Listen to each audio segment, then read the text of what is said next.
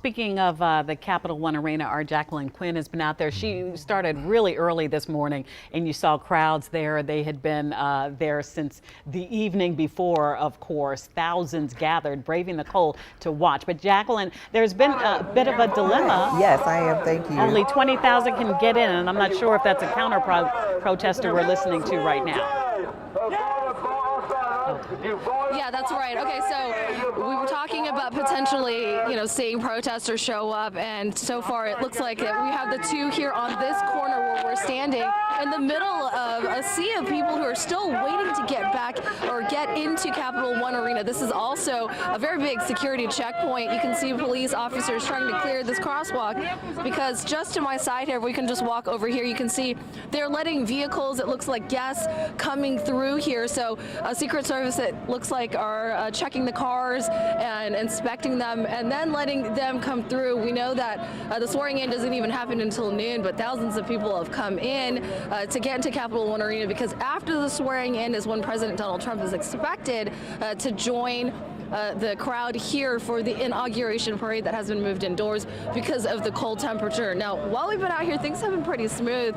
In fact, it's been a very, energetic atmosphere. So many people excited to be a part of this today. So things have been relatively smooth. I've checked in with MPD for any arrests, and they told us so far no incidents. That was about 20 minutes ago. And we've heard the same thing from the Secret Service, who they're all over this place right now. We've had multiple layers of security to get through to even get to this point where people are lining up to get into the Capital One Arena. So for now, things are relatively smooth, and we're still seeing people come into line, get into the line here. Now, we don't know how many of these people will still get in because as we talked to some of those folks earlier, they had tickets, but they're not sure. It looks like it's general admission. You show up, and at some point they have to cut off the line, but this line's still out here. People are still getting through. It's still moving, apparently, so we haven't been to the front. At this point, it's hard to get over to the front to see what's happening,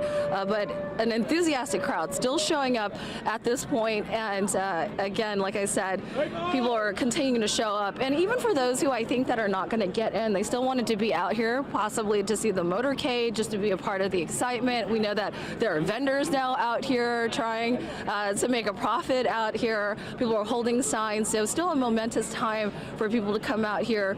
As to how many people will get in, we already know the capacity of Capital One Arena is only about 20,000, and initially about 200,000 people were able to get tickets for the inauguration. We're going to have an update for you on that as this wraps up a little bit later today. But for now, things are, seemingly going smooth, and we will check back in with you as we can.